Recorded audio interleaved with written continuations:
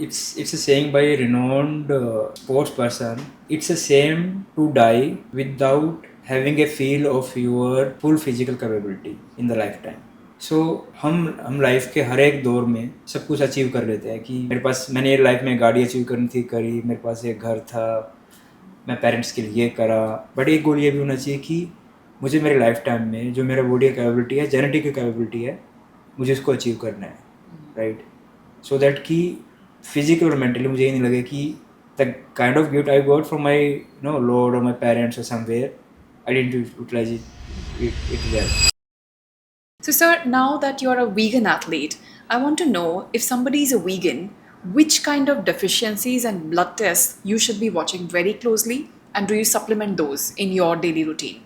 So, first of all, nowadays, the kind of deficiency I'm going to tell you, or you also see, it's very common. It's not about Yes. vegan, non-vegan, because quality of food, whatever you're eating, that's so bad. Even if you're eating, your body is not able to digest it, right? So it's about the digestibility also. Maybe you are consuming 100 microgram of something, and your intestine are not so capable of deliver it to the bloodstream and to the entire body, entire 100 grams, right? You're always in a dilemma. Oh, I'm consuming 100 gram, Yes. and when you go for the blood test or blood report, your gut microbiome is not cooperating. Your intestines are not so healthy that it transfers all the micro and macronutrients into your body to the same extent. So either it's vitamin B12, vitamin D3, magnesium, iron, ferritin, all kind of tests I recommend to all category of people. But nowadays everybody is deficient in them. Even people who are eating a lot of non-veg, I've seen them deficient in vitamin B12 and D3 also. Right, yes, that is something which I observe commonly, Yeah. even in my practice. Yeah. So, B12, D3, definitely one has to be on a supplement So more often. if I again count it like a list in general, the first thing is iron, because hemoglobin is the transport of oxygen. So oxygen transportation is the main thing in any kind of exercise. Hemoglobin, then ferritin level. Ferritin is the how much stores of iron your body is having, how much iron is stored in your body in liver or organs. Then third thing is vitamin D3, vitamin B12, and these are common tests. The other test which I normally tell people, specifically to the males, are magnesium and testosterone. Because what I see, a lot of people, they're having lack of energy, right? Especially people from above 35 or something. Everything is good. They eat food, but that food is not giving them energy. Either they are lacking vitamin B6 or B9, or either they are lacking magnesium, which also converts food into energy, or the energy generation, or the neuromuscular issues they fix up. And testosterone is the adrenaline hormone, which is like which gives you an overall advantage that your body function is at optimum. So for a male, that is the main hormone to be healthy, to be in a good mood, and to be youthful. So I recommend this test also. Okay. Yeah. For kids, I always prefer them that they are being put in. Their meal should be focused on the protein, right? Because they are developing. Right. Plus with calcium, right? So these are things like I always check in the kids or younger age athletes, because their bones has to be developed. Protein is needed for the bones and the overall musculoskeletal development, right?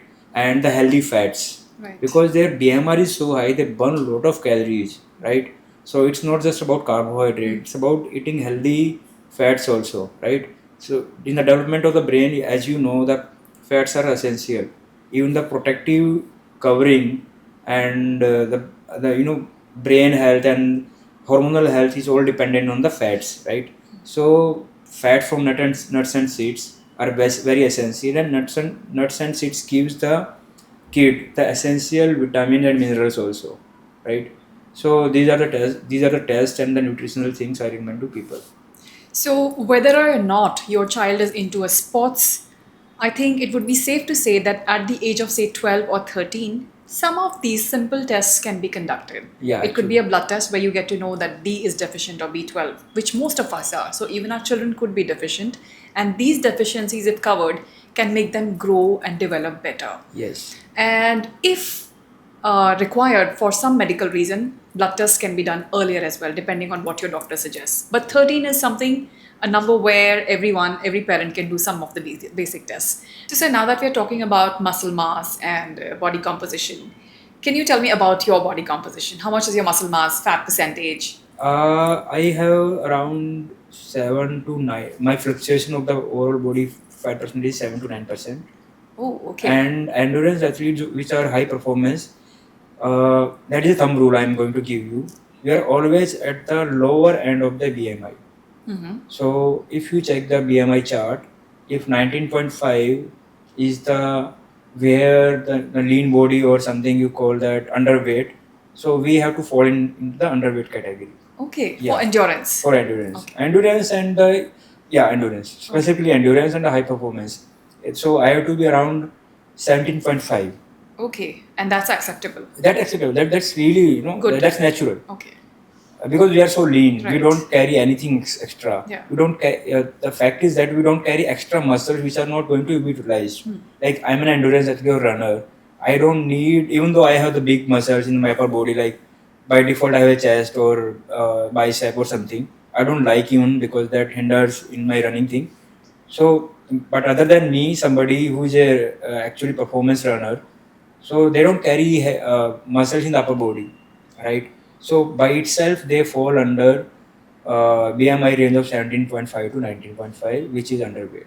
Okay. So that is a criteria for the endurance athletes. What about females, the body fat percentage? Female body fat percentage, it has to be, because the hormonal thing is also there. I always say that it should be near about 14%. That is, I would say, for prime athletes. Yeah, prime athletes. So for me, if I talk about general women who are not into a lot of endurance or performance sports, I am around 24% right now. Body fat. 24%, yes. No, it's BMI or body fat? Body fat. Okay, you can improve. I can improve for sure. So yes. the with the same mass of for your body look, yes. you can put up more muscles. Yes, and absolutely. Since you have DEXA scan, the like in body scan, you can check where is the muscle percentage and the body fat is imbalanced. Right? So there is still some scope. There is a lot of scope. And actually. of course, in me also I have a scope. Everybody has a scope. Yeah. Right. Yeah. So it's a thing of work in progress. So if I count my I told you about a few things I want to tell you about myself. My body fat is around, I told you, 7 to 9%. My BMR is 1700 calories per day, and I consume around 3500 calories per day.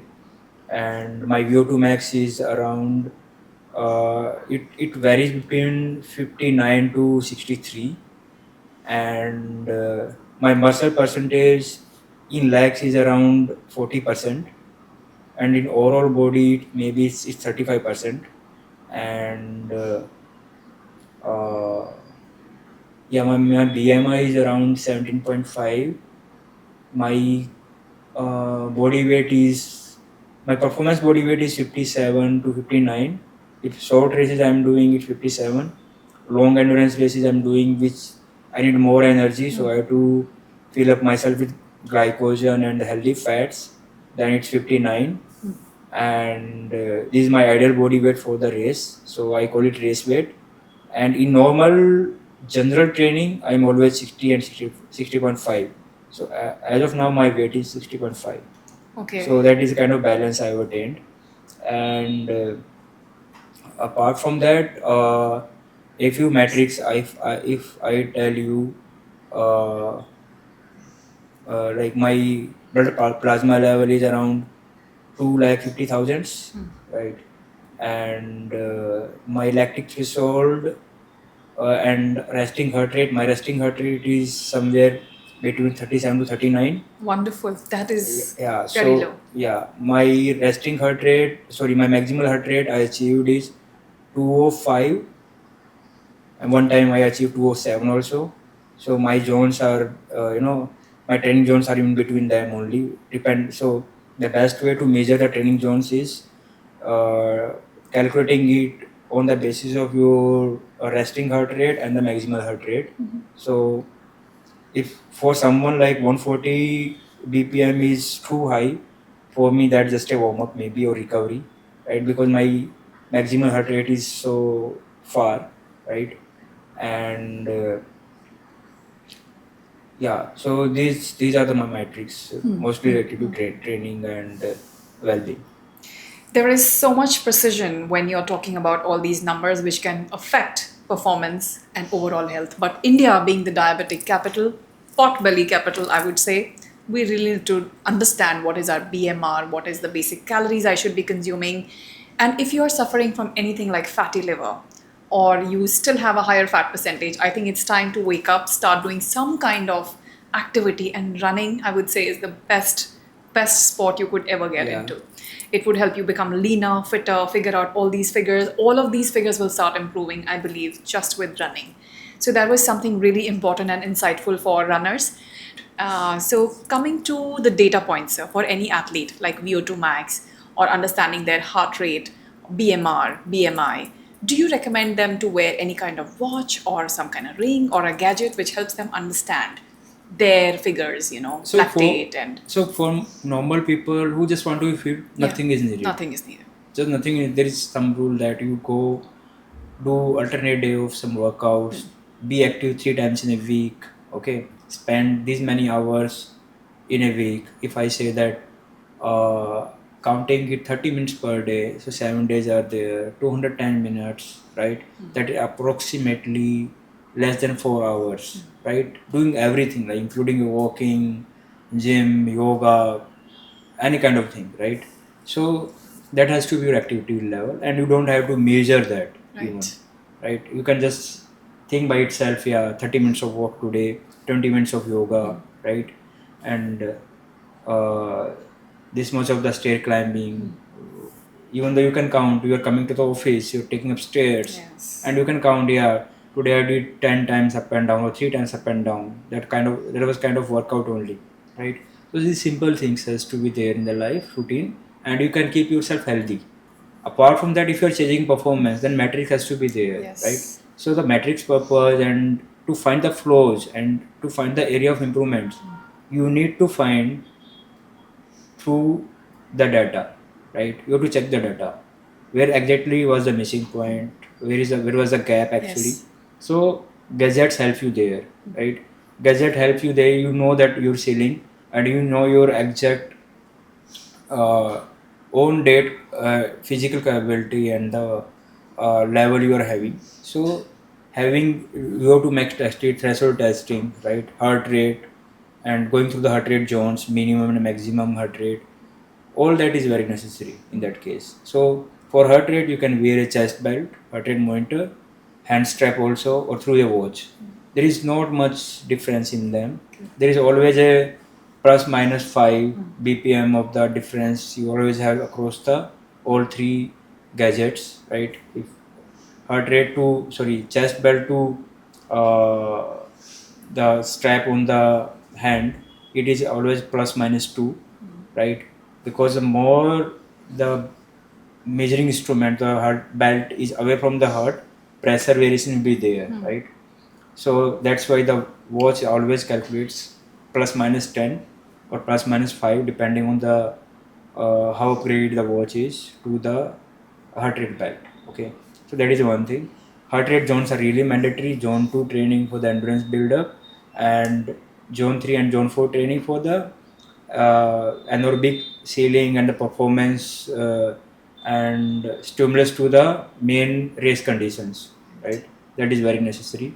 And overall push into the training and getting your optimum efficiency and biomechanics, should be doing speed intervals, VO2 max workout, LT lactic threshold workouts. That is necessary. So now coming to a very important part of this conversation, women. Yeah. Women above the age of 35. Yeah. We know that there is age-related sarcopenia, losing about 5 to 10% muscle mass every year, as per figures. And if you're not someone who consistently does resistance training, so what is your simple advice to women I mean 35 or younger or older, in one crisp sentence, what would you like to recommend to them Do strength training throughout the life. throughout life? Throughout the life. Because human body is built in a way you only lose what you have, right? And what Right. you have the in the early years. Even if I'm a person, I'm a human being, not counting it as a male, the kind of speed I am having, endurance I am having, I'm going to lose after 10 years. I will be losing in reference to the today's level, right? Right. So I have to achieve something first in my body, right? And then I'm going to lose it over the period of time. So I have to set a ceiling somewhere. The detrimental effect has to be lower, right? Something which your body can take. Yeah. Yes. So first thing, do something in your younger age, right? Give it a stimulus or give it an experience or kind of. It also brings confidence. And there is also a saying. It's a saying by a renowned sports person that it's a shame to die without having a feel of your full physical capability in the lifetime. So हम life के हर एक दौर में सब कुछ achieve कर लेते हैं कि जब जवान थे तो हमने ये मिस्टेक्स करी, जब हम मिड एज में थे हमने शादी करी, हनीमून मनाया, फिर हमने 35 का कोई पूछता है तो I earn lot of money, कोई फिर 45 का होता है मैंने पूरी दुनिया घूम दी. We have all kind of this targets and goal. And मेरे पास मैंने ये लाइफ में गाड़ी अचीव करनी थी, करी, मेरे पास एक घर था, मैं पेरेंट्स के लिए करा, and I wanted to watch that movie, I wanted to match that cricketer, मुझे एक फाइनल देखना था वर्ल्ड कप का. We have all certain goals and we try to match them, right. But एक गोल ये भी होना चाहिए कि मुझे मेरे लाइफ टाइम में जो मेरा बॉडी की कैपेबिलिटी है, जेनेटिक की कैपेबिलिटी है, मुझे इसको अचीव करना है, राइट. सो दैट कि फिजिकल और मेंटली मुझे ये नहीं लगे कि the kind of gift I got from my lord और माई पेरेंट्स और somewhere I didn't utilise it well. और उसके साथ मैंने उसको मैंने जस्टिफाई नहीं कर पाया, right. I just kept myself busy in the outer world and things which were very lucrative and materialistic, but not something which was a gift when I was born. The first gift, it was my body and my mind. So वो जो gift पहला मिला था ना, उसको मैंने कभी वो पीक पे नहीं लेके गया. मैं उसको मैंने वो चीज़ जो एक्सटर्नल वर्ल्ड की मुझे दिखाई गई कि ये पीक है, उसको मैंने हमेशा चेज करा, राइट. तो this should be a responsibility of every human being to reach to the highest level. Coming back to the female thing, so female has to be very consistent with the resistance training and flexibility and range of motion. So they should always pair strength training, lifting plus yoga. Strength training gives them the good the required kind of muscle mass, right. So there is a physiological difference in man and woman. Men may get off with cardiovascular disease, right. Women's, they really high in blood pressure and having heart strokes, right. तो उनको cardiovascular fitness की इतनी ज़रूरत नहीं होती है comparative to men. Right. So then second thing comes to man woman same, they need to retain muscles and the bone density, right. So muscles and bone density comes with the strength training. So they always have to lift and they always have to have full range of motion, right, and plus hormonal imbalance.